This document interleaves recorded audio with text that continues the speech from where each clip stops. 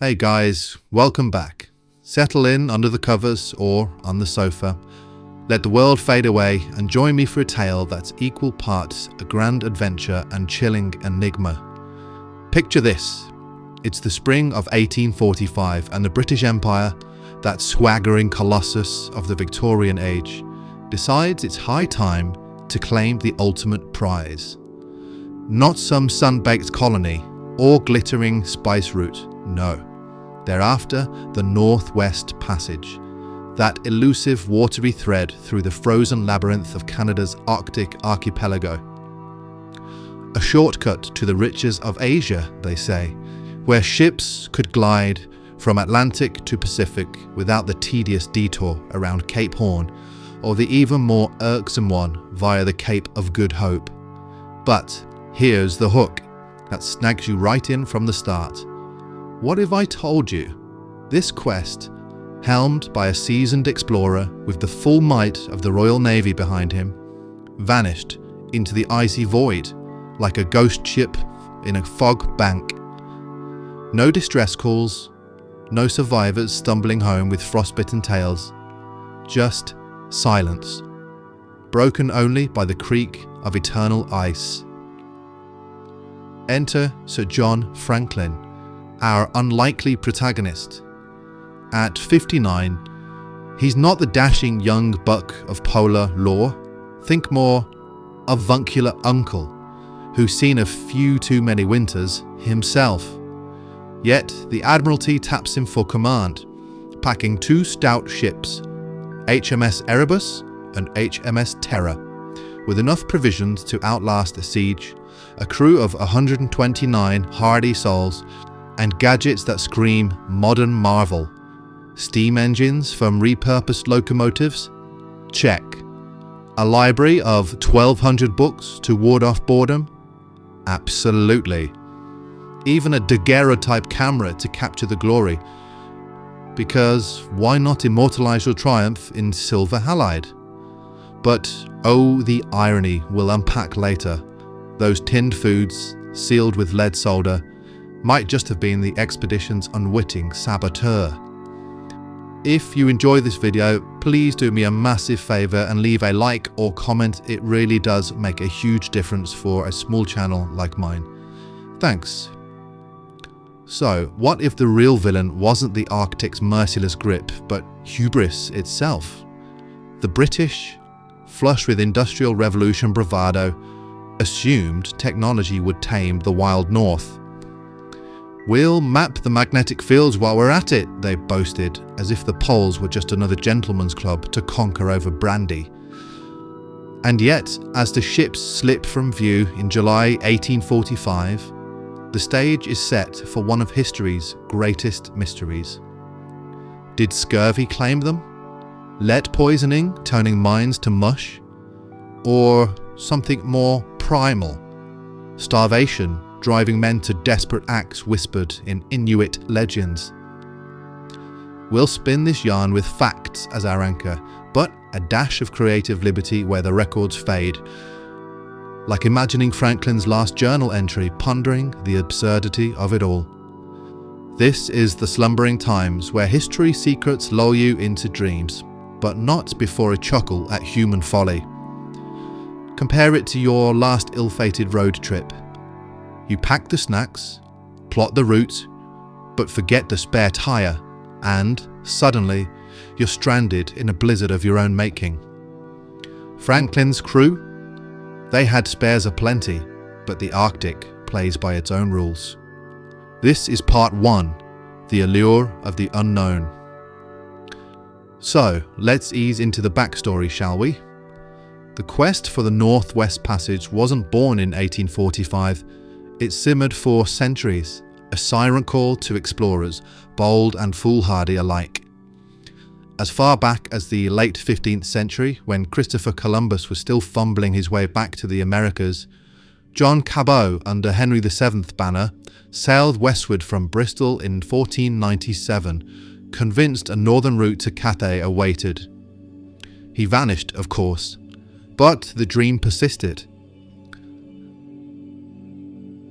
By the 16th century, Martin Frobisher hacked at the ice in 1576 to 78 with dreams of gold, only to haul home worthless pyrite, fool's gold, indeed a fitting metaphor for the passage's illusory promise. Then came Henry Hudson in 1610, probing Hudson Bay before his mutinous crew set him adrift in a small boat, never to be seen again. A pattern emerges, doesn't it? The Arctic, that vast, unyielding expanse of shifting pack ice and treacherous currents, has a knack for swallowing ambitions whole, leaving only whispers and wreckage. Fast forward to the 19th century, and the obsession intensifies. The Napoleonic Wars had ended, leaving the Royal Navy with idle ships and restless officers. Enter Sir John Barrow, the Admiralty's second secretary from 1804 to 45. A man who, at the ripe age of 80, by the time Franklin sailed, was more visionary than voyager. Barrow, ensconced in his cosy London office overlooking the Thames, dispatched expedition after expedition, each returning with maps dotted by new bays, straits and inlets, but never the full elusive thread.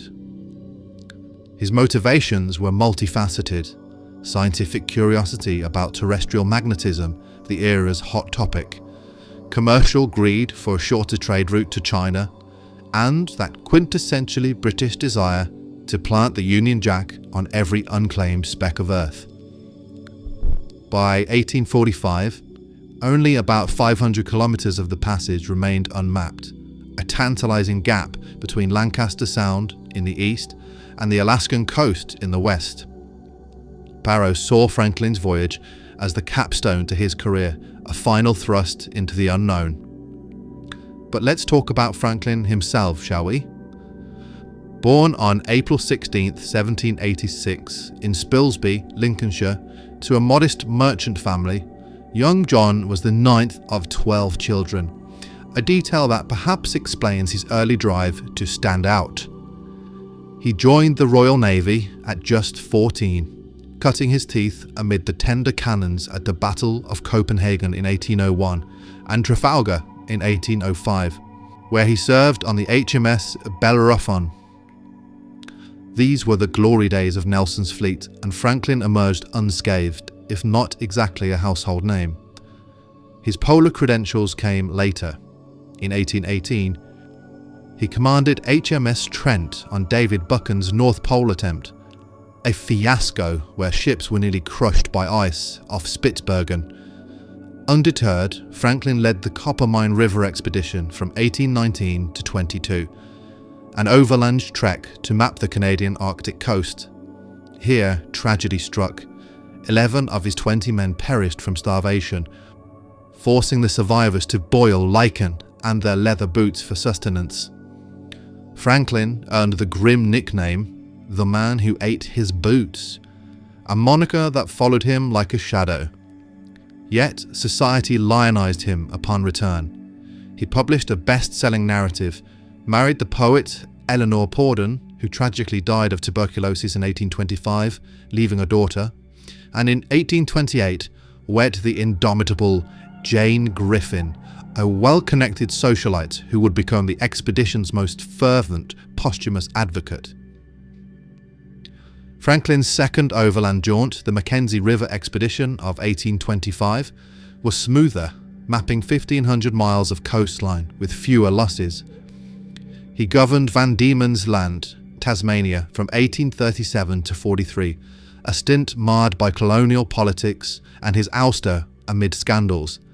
Not entirely his fault, but it left him eager for redemption. By 1845, Barrow sought a leader for what he billed as a definitive passage push. Franklin wasn't the first pick. Sir William Parry, hero of earlier voyages, was too old at 55. Irony abounds. And James Clark Ross, fresh from Antarctic triumphs, declined, citing family obligations after his harrowing 1841 southern probe. Even Francis Crozier, Franklin's eventual second-in-command, was considered but passed over. So, at 59, Franklin stepped up, perhaps viewing it as his swan song.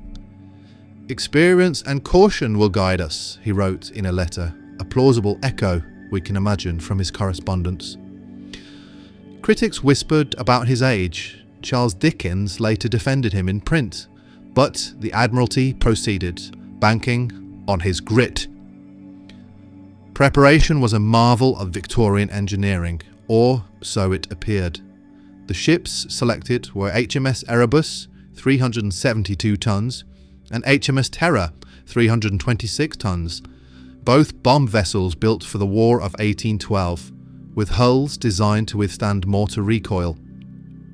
They'd proven their mettle in James Ross's 1839 Antarctic expedition, where Terror, under Crozier, endured blizzard and bergs. Provisions were made for 3 years, 136,000 pounds of flour, 64,000 pounds of salted beef and pork, 33,000 pounds of biscuits, and, crucially, over 8,000 tins of preserved meats, soups, and vegetables from contractor Stephen Goldner. These were hastily supplied in just 8 weeks, a corner cutting that would haunt the expedition. Lead solder seeped into the food, contaminating it with toxic levels, as modern forensics later revealed. Lesser known fact, the tins included oddities like ox cheeks and boiled mutton. The crew of 129 included 24 officers and 105 ratings, mostly from England's northern counties, hardy Geordies and Scots accustomed to cold. Key figures: Commander James Fitzjames on Erebus, a charismatic 32-year-old with a flair for drama; Ice Master James Reed, a whaling veteran; surgeons like Harry Goodsir, whose preserved letters reveal intellectual curiosity.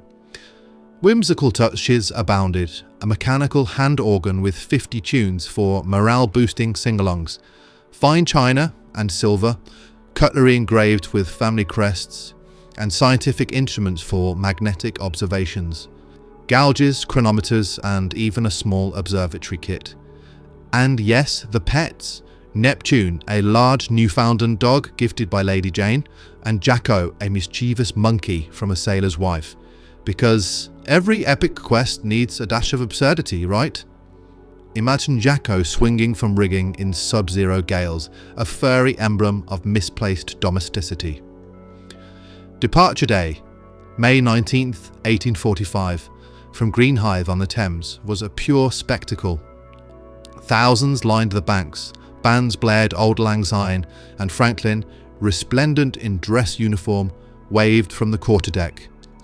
The Times gushed about the splendid outfit, predicting swift success. A brief stop in Stromness, Orkney Islands, for water and final mail, Franklin's letter to Jane brimmed with quiet confidence. All well and in high spirits. He enforced strict discipline, banning swearing and promoting Bible readings, a pious touch amid the rum rations. By early July, they reached Disco Bay in Greenland, where they hunted walrus and caribou for fresh meat, discharging 5 ailing men, early tuberculosis cases, a harbinger. Here too, they posted last letters home via homeward-bound whaler. The final European sighting came on July 26th in northern Baffin Bay, where whalers Prince of Wales and the Enterprise encountered the ships moored to an iceberg. Crews mingled over grog. Franklin's men traded news of home, boasting of their provisions. One whaler noted the expedition's high morale, with Jacko entertaining all. Then, as fog rolled in, Erebus and Terror weighed anchor, sailing north into Lancaster Sound, the gateway to the unknown. And just like that, they vanished from the charts of the known world. But, as the first winter's breath whispers across Beechey Island, where they would hunker down in 1845, the first subtle cracks in their armour appear, literally in the ice, figuratively in fate's design. What secrets did that remote encampment hold, with its makeshift graves and unspoken fears? We'll uncover them next, where the ice begins its inexorable squeeze, and the adventure turns from triumph to trial.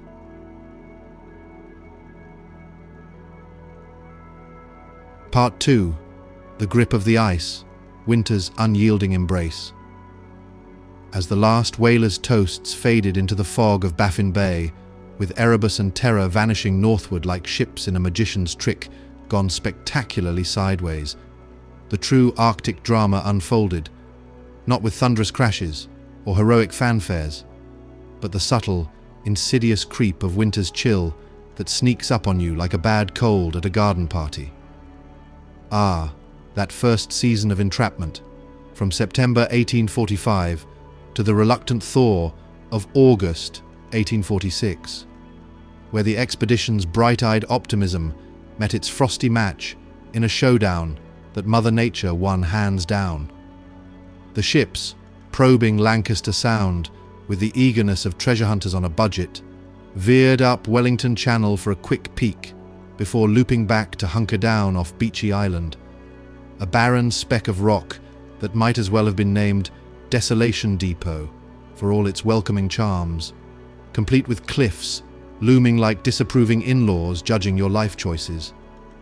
There, in the shadow of those sheer faces battered by winds that howled like a chorus of off-key opera singers, Franklin's men banked their vessels in snow, turning the mighty bomb ships into igloo hybrids that trapped what little warmth the steam engines could muster, those repurposed railway beasts puffing away like overworked tea kettles in a blizzard. Life aboard during those long, interminable months was a peculiar blend of routine and ridiculousness, like relocating a gentleman's club to the absolute end of the earth and expecting the brandy to stay warm. The crew, a motley assortment of Northern English toughs and Scottish stalwarts, settled into a rhythm that blended naval discipline with the kind of cabin fever that breeds tall tales and taller egos. Mornings, or what passed for them in the perpetual twilight, began with the boatswain's pipe shrilling like a cat in a bathtub, rousing the men from bunks that felt more like ice trays than beds. Breakfast was the affair of hard biscuits that could double as hockey pucks, and salt pork, so tough it required a committee meeting to chew, washed down with tea that tasted vaguely of rust from the desalination pipes. "This brew's got more character than half the officers," quipped able Seaman Hartnell one foggy dawn, earning a chuckle from his messmates before the cold reality set in. The library became a sanctuary, its 1,200 volumes offering escape from the monochrome world outside. Imagine burly sailors thumbing through Byron's romantic verses or Dickens's bustling London scenes by the flickering light of oil lamps, their breaths forming little clouds of nostalgia. "If only we could sail into one of these books," sighed young Torrington, clutching a copy of Robinson Crusoe. "I'd trade this ice for a desert island any day. At least there'd be coconuts instead of these infernal tins."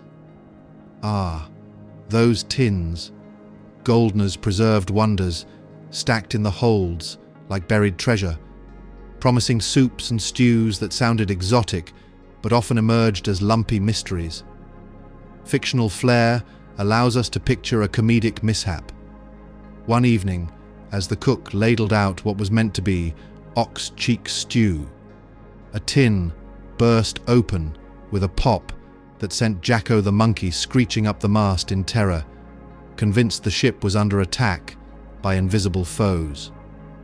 "Blasted primate thinks it's the Battle of Trafalgar all over again," laughed Fitzjames, wiping splatters from his uniform, while Neptune the dog barked enthusiastically, tail wagging as if applauding the chaos. Theatricals were the highlight, transforming the great cabin into a makeshift stage where officers and men alike donned costumes cobbled from spare sails and fur scraps.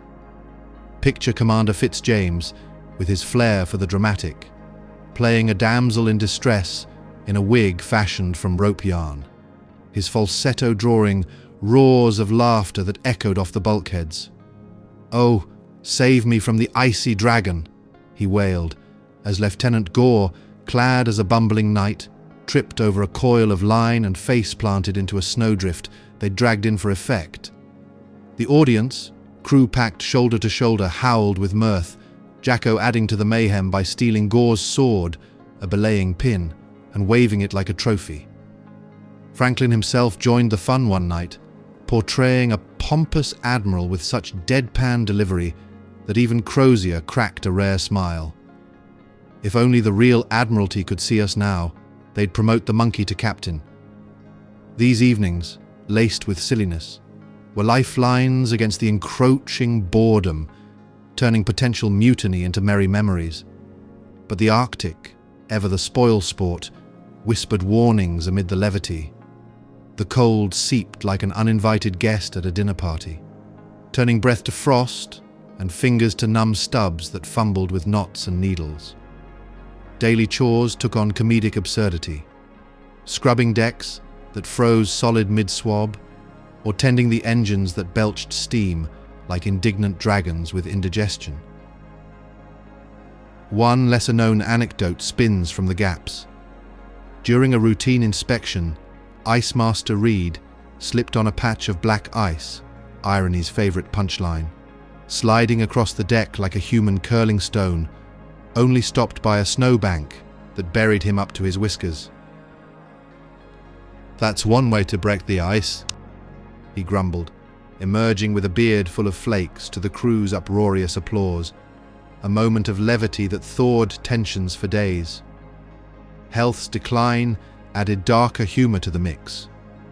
Tuberculosis struck early, claiming young John Torrington on New Year's Day 1846, his lungs giving out in the damp confines as if protesting the whole misadventure with a final wheezing sigh. Poor lad.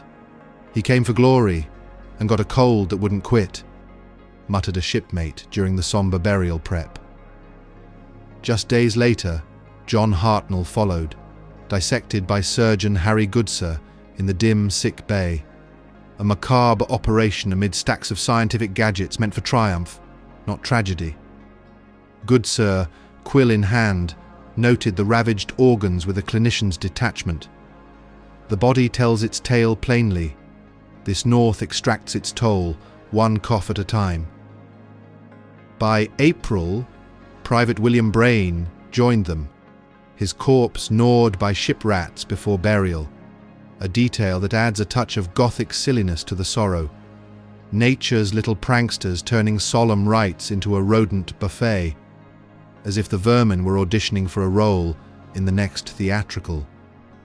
The graves on Beechey's shingle, aligned with headboards gazing seaward like hopeful sentinels, stood as quiet monuments to the expedition's first fractures, their stones etched with names that now echo through history's halls. Yet morale held firm, buoyed by fresh meat from occasional hunts. A walrus bagged one blustery afternoon provided blubber feasts that had the men smacking lips and swapping stories of home-cooked meals. Inuit shadows flickered on the horizon, their sleek kayaks gliding like whispers, but no bridges built. The British, wrapped in their woolen certainties and cultural blinders, missed the chance to borrow wisdom from those who danced with the ice daily, treating the locals like exotic scenery rather than survival gurus.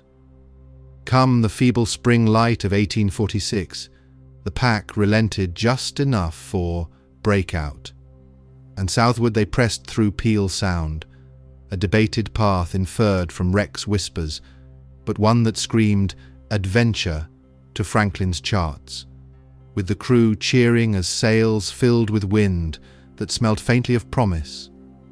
Spirits soared with magnetic readings and mapped shores, the steam engines chugging like optimistic locomotives misplaced at sea, their puffs a defiant retort to the cold. Fictional day-to-day flair paints a vivid scene. During a calm spell, the men organized a mock regatta with model boats carved from ice, betting rations on which would melt first. "Mine's got the spirit of Nelson," boasted a Geordie sailor, only for his vessel to crack and sink amid laughter that warmed better than any fire. But oh, the Arctic's caprice, that cheeky trickster. By September 12th, off King William Island's northwest coast, the ice clamped down anew, trapping them in Victoria Strait's frozen jaws with a squeeze that made the hulls creak like old bones protesting a dance. No gentle bay this time, just drifting floes that turned the ships into unwilling nomads, bobbing in a sea of white that stretched to infinity. The second winter, 1846 to 1847, deepened the isolation, the polar night stretching like an endless yawn from a bored giant, swallowing days whole. Provisions shifted to stricter shares, but the holds brimmed still. Pemmican, chocolate, and those tins stacked like promises unkept. Their contents a lottery of lumps and flavors that inspired creative cuisine. Tonight's special, mystery meat surprise. The cook announced with a wink, earning groans and grins in equal measure. Sledge parties ventured out, mapping and hunting with mixed luck. Ptarmigan bagged here, a seal there, but mostly the vast white canvas returned empty-handed quips that lightened the load. Another fine day for discovering nothing, Gore joked upon returning from his May reconnaissance, depositing the all-well note at Victory Point, a message of defiance that now reads like irony etched in ink, a postcard from the edge saying, "Wish you were here. Actually no, stay warm." Inuit encounters remained fleeting, their dog teams gliding past like ghosts on skates, offering lessons the expedition overlooked in its technological hubris, preferring gadgets to guidance. Tragedy sharpened its edge midwinter.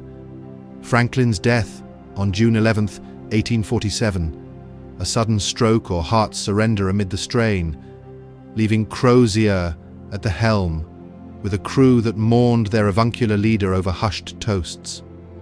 The burial, perhaps under the ice, was a somber affair. Volleys fired into the void, echoes fading like forgotten applause. "The old man's gone," a sailor murmured over rum, "but his spirit sails on, or freezes here with us, keeping an eye on our antics."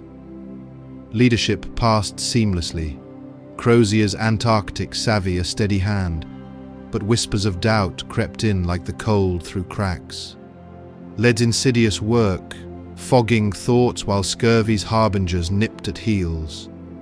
Daily rhythms adapted with wry resilience. Games of fox and geese on the deck, where slips led to snow angels involuntary and laughter infectious. Lectures on navigation, where officers spun yarns of warmer climes, transporting the men to sunlit seas amid the gloom. Fictional comedy ensues in a storm-tossed evening. As gales rattled the rigging, Jacko escaped his cage, pilfering an officer's spectacles and perching atop the mast, peering down like a myopic admiral surveying his domain. "The little rascal's promoted himself," roared Reed, as the crew clambered to retrieve him, turning peril into play.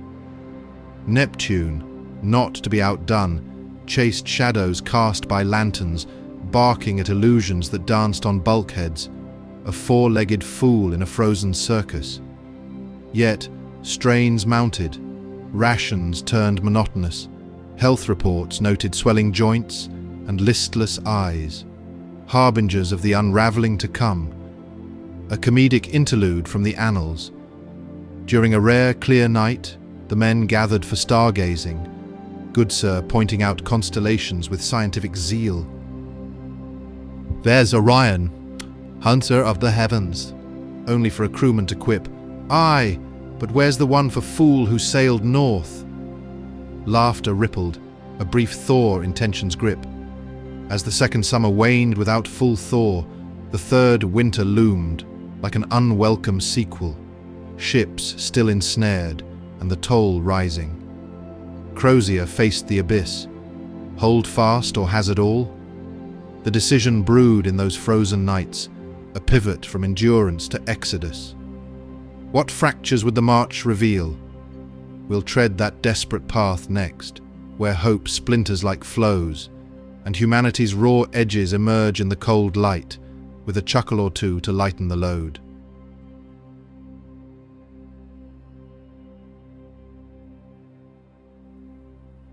Say, as the second winter's grip loosened in the summer of 1847, only to tighten anew without the ice yielding, like a particularly stubborn handshake from an old acquaintance, the men of Erebus and terror faced a grim reality, one that would make even the hardiest soul pause over their evening grog.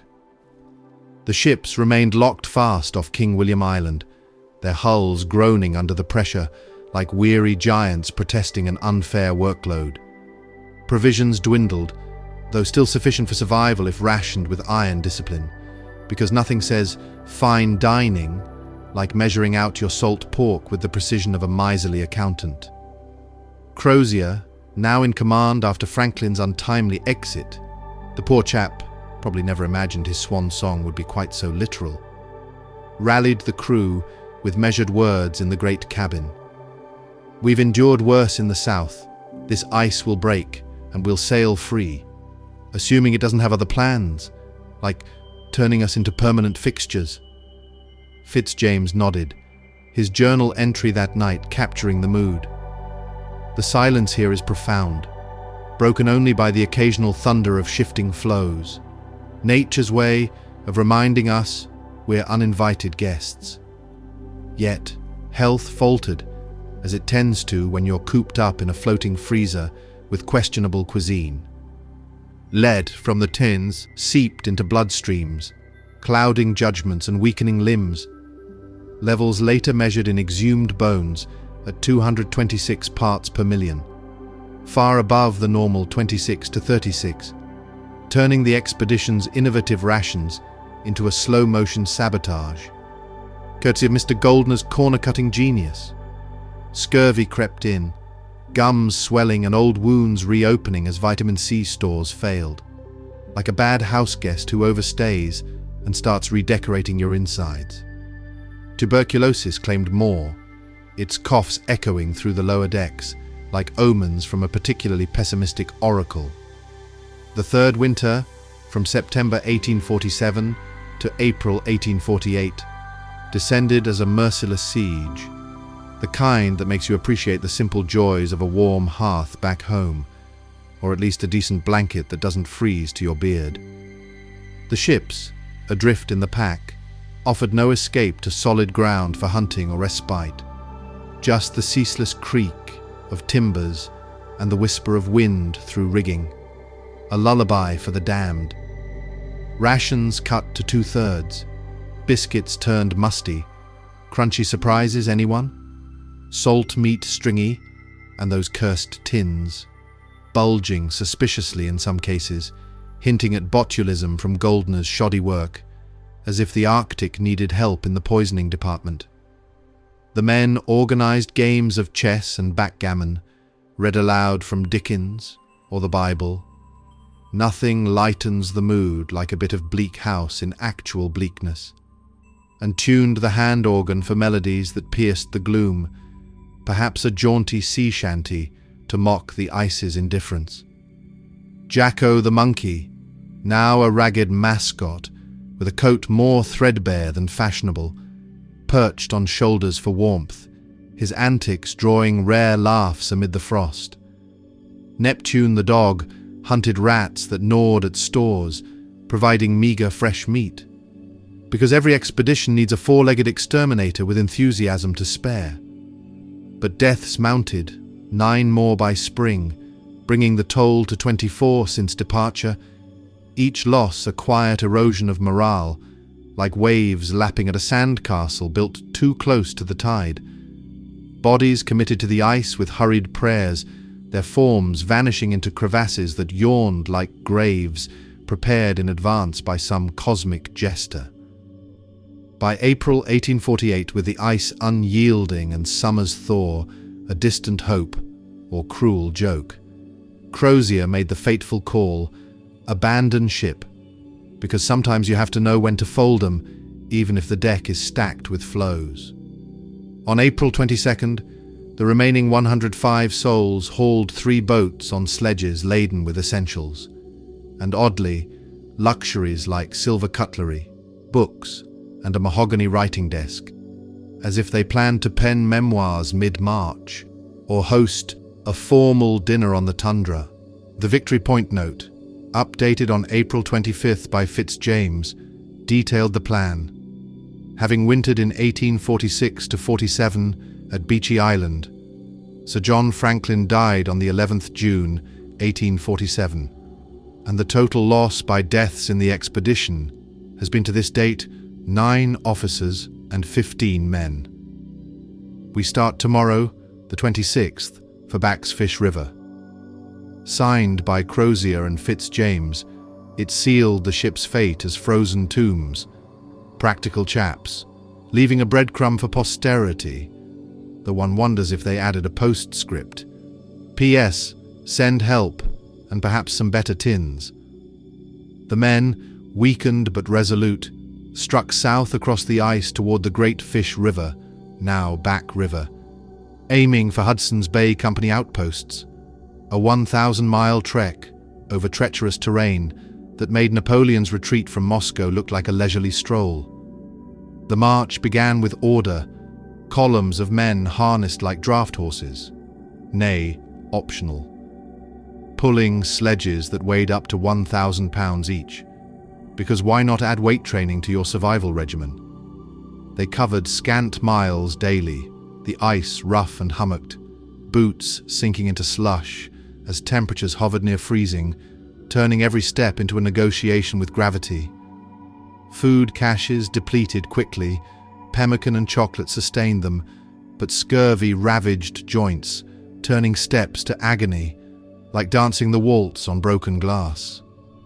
Inuit later recounted sightings, groups of kabloonat, white men, stumbling, their faces gaunt and bearded, dragging boats like burdens of folly, perhaps exchanging weary glances that said, "Whose bright idea was this again?" As weeks turned to months, disintegration set in, the group fracturing like the ice itself under spring's reluctant sun.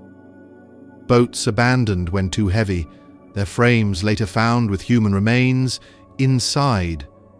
Cut marks on bones indicating cannibalism, a taboo broken in extremis, because when hunger whispers louder than honor, even gentlemen reconsider their options. Forensic analysis in the 1980s and 2020s confirmed it.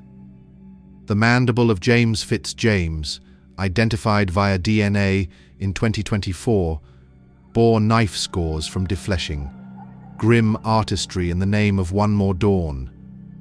Inuit oral histories passed down through generations with the fidelity of a well-spun yarn, painted vivid scenes. Men falling where they stood, others boiling bones for marrow, their eyes hollow with madness yet flickering with that stubborn spark of life. At Starvation Cove, the southernmost point reached, skeletons lay scattered, some with limbs severed, a macabre tableau that spoke volumes without a word. A lesser-known artifact, a gold chain and watch, engraved with an officer's initials, found clutched in a bony hand, as if time itself mocked their plight, ticking away indifferently. Back in Britain, whispers of concern grew into clamour, like a pot coming to boil over a slow fire. By 1847, no word from Franklin sparked unease.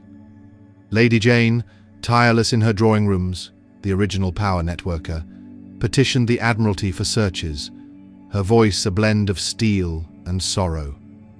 In 1848, the first relief expeditions launched. Sir James Clark Ross sailed with Enterprise and Investigator, probing Lancaster Sound but finding naught, returning with maps but no men, a consolation prize in the lottery of loss. John Ray, overland with the Hudson's Bay Company, gathered Inuit rumors of white men perishing, tales dismissed at first as savage fancy, because why trust locals when you have London logic? Meanwhile, American whalers reported empty cans, heightening the mystery. each void a silent taunt. Lady Jane's reward of £20,000 spurred more, but yields were slim. A few buttons, a fragment of uniform, breadcrumbs leading nowhere fast. The trek's horrors unfolded in fragments. At Terror Bay, a boat with two skeletons, one draped in a greatcoat, surrounded by relics like a prayer book annotated in the margins. Faith's last stand against the freeze. Inuit like Inuit described encountering survivors, trading seal meat for knives, brief mercies in the waste, a barter of hope amid hopelessness. Crozier, ever the navigator, led with maps drawn from memory, but the land betrayed them. Rivers swollen, mosquitoes swarming in brief summer thaws, like uninvited guests at a dismal party. Starvation whittled the group. By autumn 1848, perhaps 50 remained, splintering into smaller bands for better foraging. Divide and conquer, or at least divide and delay the inevitable. One grim find, a lifeboat at Erebus Point, laden with boots filled with cooked human feet, evidence of last resort survival, as anthropologist Anne Keenlyside's 1997 study detailed, a footnote in history's cookbook of desperation. As 1849 dawned, the last stragglers faded, their end a whisper rather than a roar. Inuit accounts spoke of cannibalism observed firsthand. Men eating the dead, their eyes hollow but determined. Humanity's shadow side, illuminated by the pale Arctic sun. A poignant relic. Harry Goodsir's notebook, pages filled with botanical sketches turned to desperate scrawls, as if even science bowed to survival's crude demands. The expedition's end, scattered across King William and Adelaide Peninsula, over 400 bones later recovered, bearing marks of knives and pots, confirming the unspeakable in stark skeletal prose. Yet, dignity persisted in artifacts. A medal from Franklin's earlier triumphs, polished as if for inspection, a glint of pride amid the ruin. Initial searches intensified. In 1850, 10 ships converged on Beechey Island, discovering the graves and a cairn with no message. A silence that fueled speculation, like a letter unsealed but empty. Captain Omany's crew marveled at the sight. Empty tins strewn, a rope walk for exercise, signs of orderly life before the plunge south, the calm before the storm, frozen in time. Lady Jane's campaigns continued, her resolve a beacon in the fog of uncertainty. The tragedy's scale emerged piecemeal, each relic a breadcrumb in the snow, leading to questions that lingered like frost on glass. What enduring enigmas lay buried? The wrecks themselves, untouched for decades, held answers and scandals that later generations would dredge from the depths, with all the drama of a long-buried secret finally spilling forth. We'll chase those revelations next, as the hunt spans centuries and uncovers frozen truths, one wry discovery at a time. Part 4. The Long Hunt. Searches, scandals, and revelations. As the echoes of the doomed march faded into the Arctic silence, with bones bleaching on King William Island and relics scattered like forgotten breadcrumbs from a particularly ill-advised picnic, the world beyond the ice began to stir. Back in Britain, the initial trickle of concern over Franklin's silence swelled into a torrent of anxiety by 1848. Think of it as the Victorian equivalent of refreshing your email inbox every 5 minutes, waiting for that overdue reply. Lady Jane Franklin, that indomitable force who could out-stubborn a glacier, transformed her grief into action, badgering the Admiralty with petitions and leveraging her social connections to ignite public fervour. She declared in salons and letters alike, My husband and his men deserve every effort. The Empire's honor demands it. After all, we can't have the French beating us to the punch. Or worse, the Americans with their infernal optimism. The government, prodded by headlines in the Times decrying inaction, because nothing lights a fire under bureaucrats like a good old-fashioned newspaper shaming, dispatched the first relief expeditions that year. 3 prongs of hope piercing the north, like a trident wielded by a slightly tipsy Poseidon. Sir James Clark Ross, Franklin's old comrade from those balmy Antarctic jaunts, where the penguins at least had the decency to waddle amusingly, led the naval arm aboard HMS Enterprise and Investigator. Sailing into Lancaster Sound, his crews battled the same merciless pack ice, probing Peel Sound and Wellington Channel with all the enthusiasm of someone searching for lost keys in a snowdrift. They found nothing, no ships, no notes, only the vast emptiness that mocked their efforts, as if the Arctic were chuckling, "Nice try, chaps, but you're about a year too late for tea."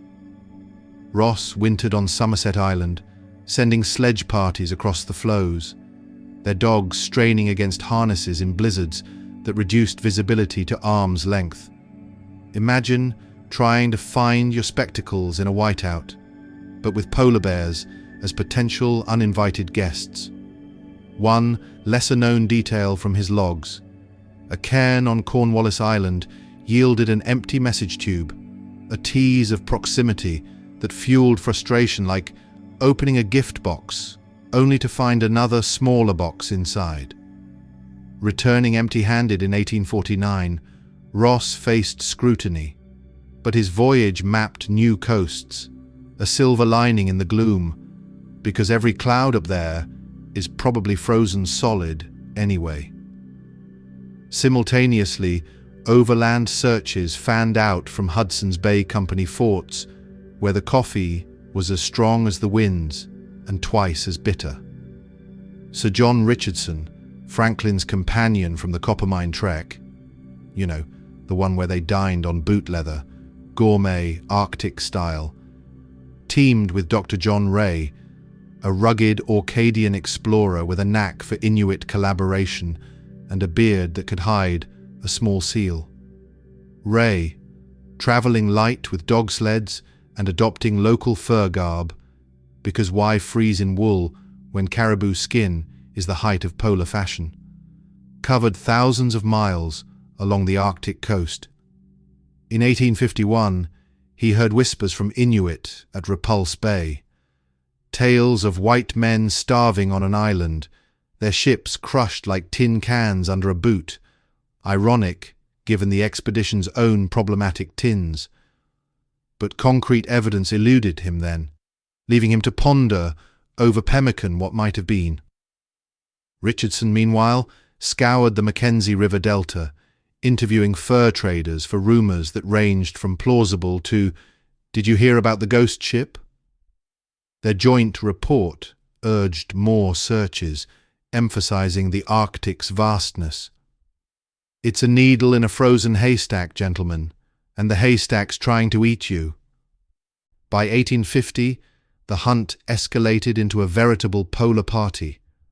A multinational flotilla converged, British, American, even a French vessel, because why not add a touch of je ne sais quoi to the frostbite, drawn by Lady Jane's £20,000 reward for news of the lost, which, in today's money, could buy you a small igloo in Mayfair. Captain Horatio Austin's squadron discovered the Beechey Island wintering site that August. The 3 graves, standing sentinel like awkward guests who overstayed, empty tins strewn like confetti from a grim party that no one enjoyed, and remnants of a rope walk for exercise, because nothing says fun in the freeze like pacing in circles on a leash.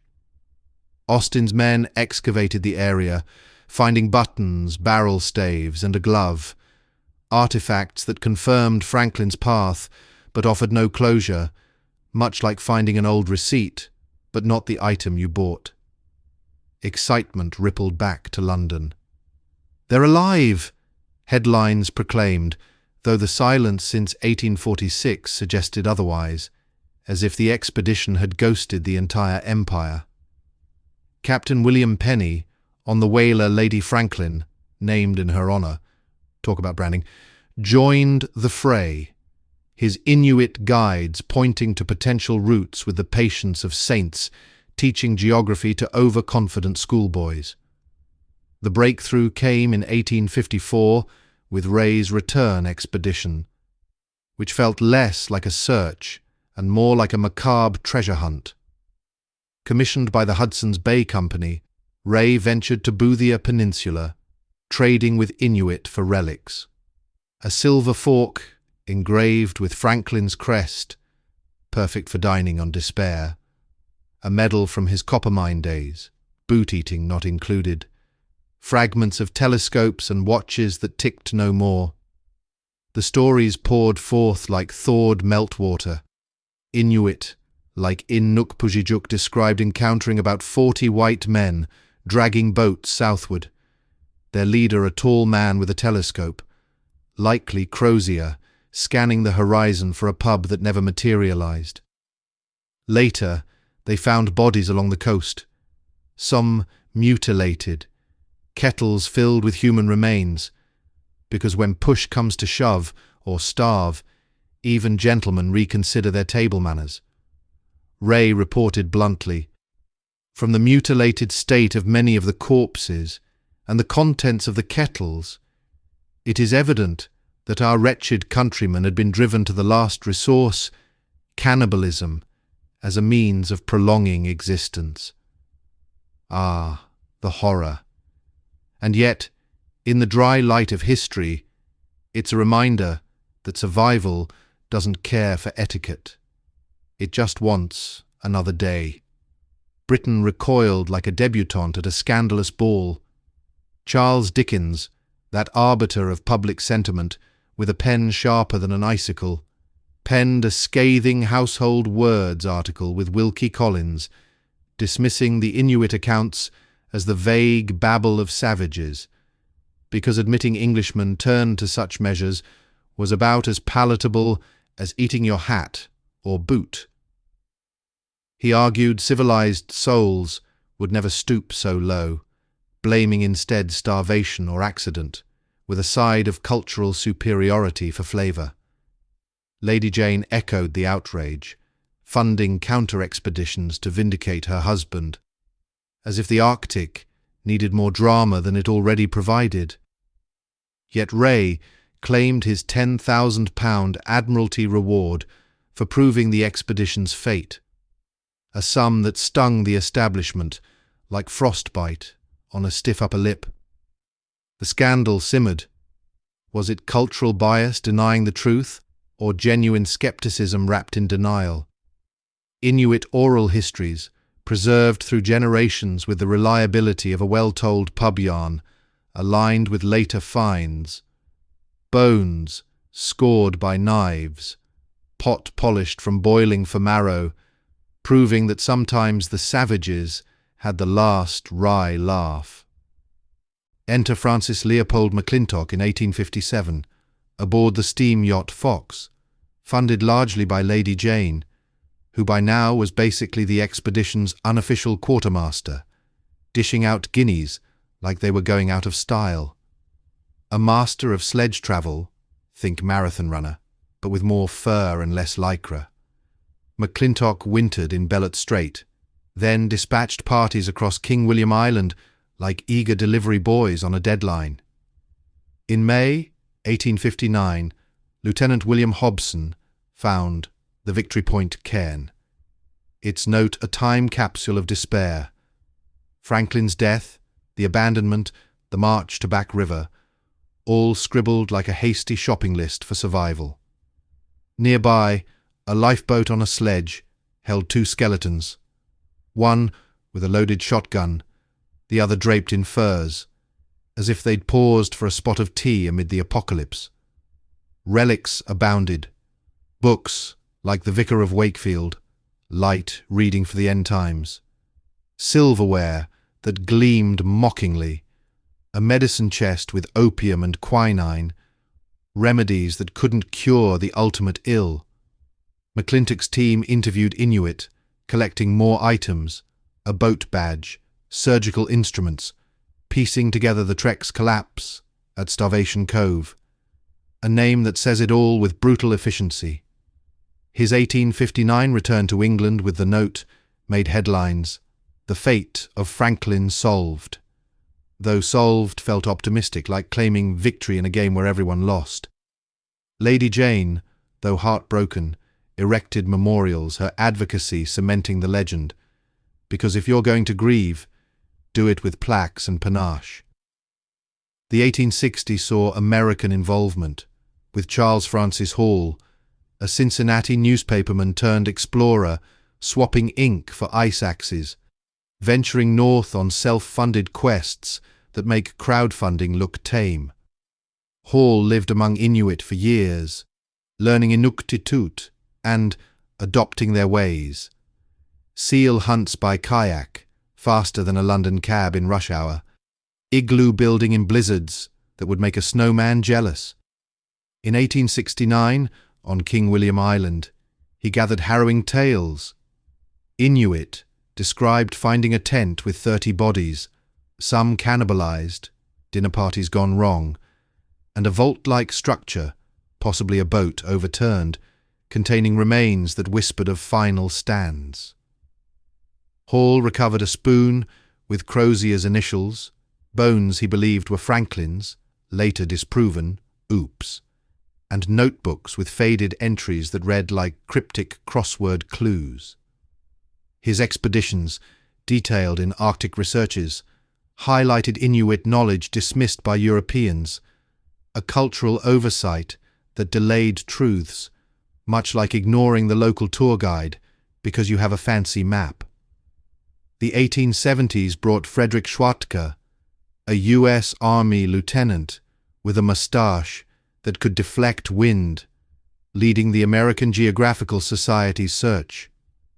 From 1878 to 1880, Schwatka's team, small, mobile, with Inuit guides who probably rolled their eyes at the newcomers' gear, traversed 3,000 miles by sledge, the longest such journey then, making modern ultramarathons look like a stroll in the park. They found skeletons at Terror Bay, a boat place, with relics like a brush and comb, hygiene till the end, very British, and confirmed cannibalism through cut-marked bones that told tales no one wanted to hear.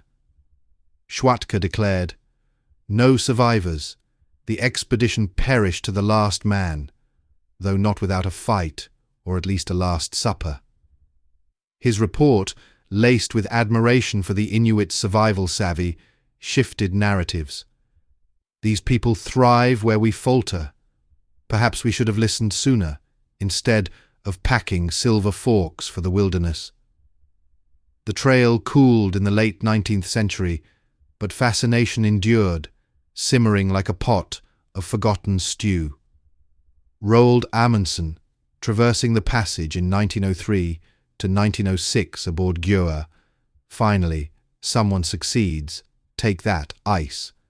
Visited sites, collecting artifacts now in Oslo museums. He noted the irony. Franklin sought what Amundsen achieved, using Inuit techniques Franklin's men ignored, like borrowing a neighbour's lawnmower instead of pushing your own through a hedge. The 20th century revived the hunt with science, because why not add gadgets to the ghost story? In 1930, Major Lachlan Burwash flew over King William Island, spotting potential wrecks. But fog thwarted confirmation, as if the Arctic were playing hide-and-seek with aviators. Post-World War II, aerial surveys by the Royal Canadian Mounted Police yielded bones and buttons, catalogued in Ottawa with the efficiency of a librarian sorting overdue finds. The game-changer came in the 1980s with forensic anthropologist Owen Beechey, who approached the mystery like a detective novel with a lab coat. Exhuming the Beechey graves in 1984, and 1986, Beechey found bodies remarkably preserved. Tests revealed sky-high lead levels, 413 parts per million in Hartnell's hair, pointing to the tins as a slow poison eroding health and sanity like bad plumbing in a haunted house. Beatty's book Frozen in Time sensationalized the theory, blending autopsy photos with narrative flair, true crime for the tundra. The 1990s deepened the probe, with Anne Keenlyside's team analyzing 400 bones from various sites, finding cut marks on 92, some with multiple incisions, indicating systematic butchery that would make a chef wince.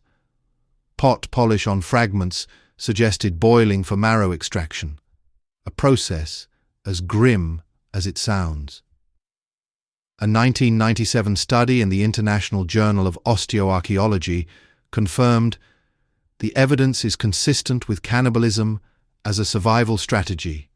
Desperate times call for desperate menus.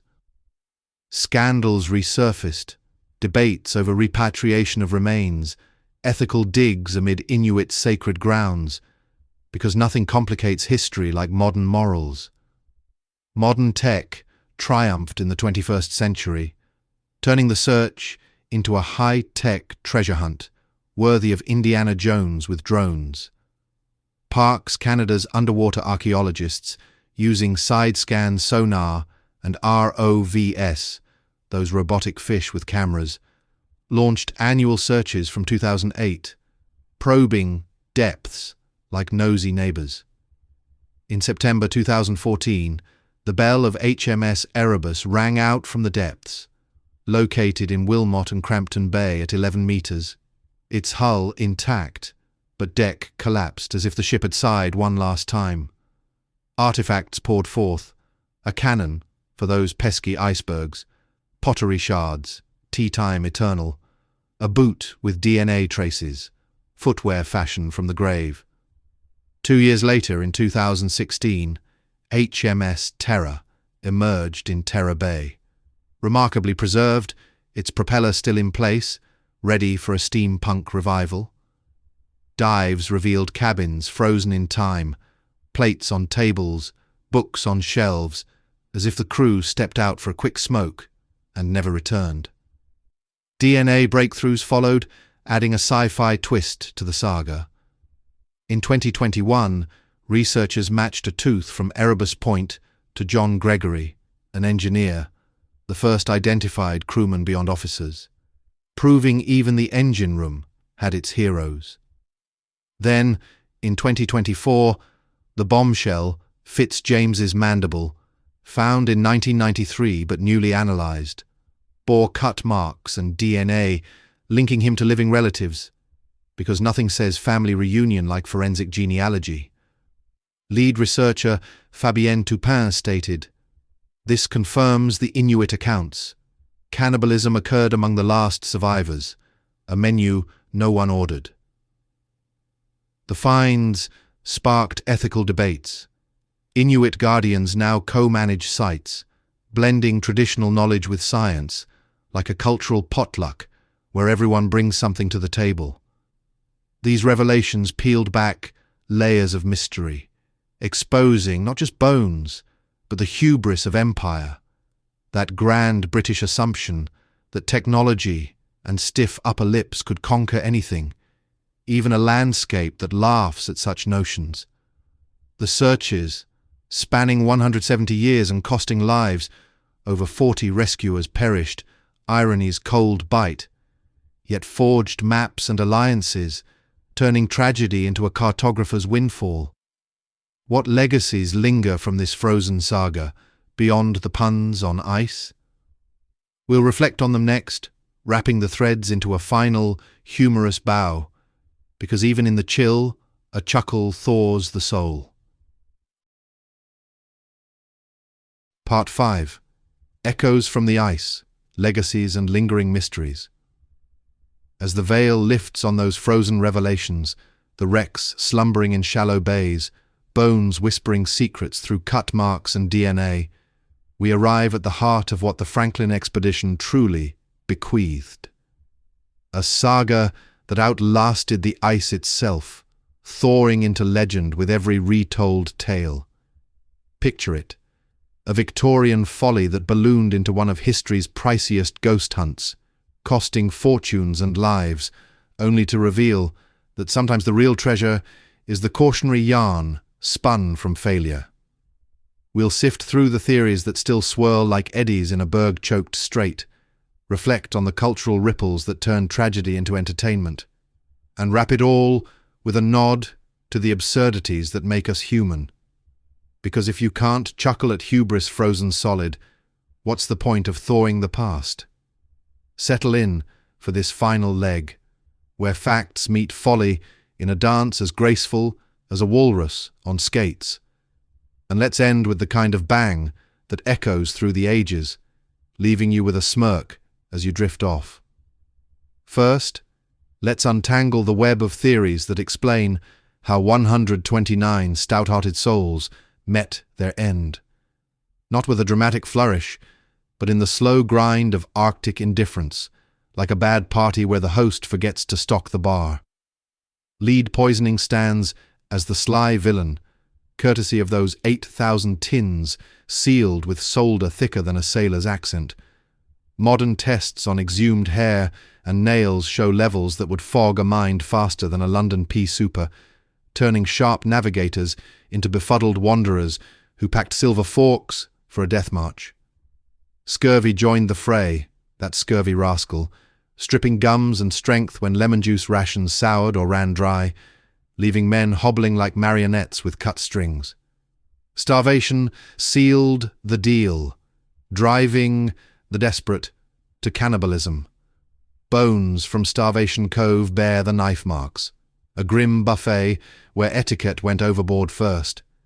Botulism lurked in bulging cans, tuberculosis coughed its way through the ranks, and zinc deficiency sapped vitality, all conspiring in a perfect storm of maladies that no amount of Victorian pluck could outrun. Environmental traps compounded it. The pack ice, that unyielding bully, locked them in a multi-year freeze, while ignoring Inuit wisdom. Dog sleds, fur parkas, seal blubber diets proved the ultimate irony, as locals thrived where empire faltered, watching from afar like bemused spectators at a comedy of errors. Yet, weave in the human element, that resilient thread. Crozier's leadership shone in the abandonment note, a model of composure amid chaos, directing the march with the calm of a captain ordering afternoon tea. Fitzjames, ever the dramatist, left his mandible as a final prop in the play, DNA confirming his identity in 2024 like a long-delayed curtain call. The Inuit, unsung narrators, preserved the truth in oral epics, stories of heavy walkers collapsing under their loads, trading trifles for tales that Europeans later scoffed at, only to eat crow or boot when science caught up. Hypothetical asides from the ranks add flavour.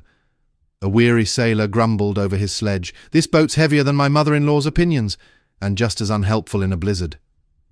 Good Sir, the naturalist, sketched flora in his notebook until desperation turned pages to please. A scientist's swan song in ink faded by frost. The expedition's legacy sprawls like the Arctic itself, vast, multifaceted, and occasionally ridiculous. Scientifically, it mapped swaths of the North inadvertently, through search parties that charted more coastline than Franklin ever did, turning loss into geographic gain, as if the Empire said, "Well, if we can't find them, at least we'll name a few bays after the effort." Magnetism studies from the era advanced navigation, while the wrecks, now protected under Parks Canada and Inuit stewardship, yield ongoing insights. Erebus's bell rung in 2014 like a tardy alarm clock. Terra's intact decks in 2016, revealing a time capsule of Victorian life, complete with scattered papers and preserved provisions that mock the men's hunger. Culturally, the saga infiltrated ballads and books from the start. Victorian poets waxed lyrical about heroic sacrifice, ignoring the grisly bits for parlour-friendly valour, like editing a horror story for tea time. Dickens's defence against Ray's cannibalism claims turned it into a literary spat. His words, a shield for national pride, that now reads like denial dressed in eloquence. Fast forward, and it inspired novels like Dan Simmons's The Terror, a supernatural thriller that tosses in eldritch horrors because plain old starvation wasn't spooky enough. Adapted into a TV series where the ice cracks with more drama than a soap opera finale. Films, documentaries, even operas followed, each layering myth atop fact, until Franklin became shorthand for doomed ambition, a cautionary tale whispered over campfires.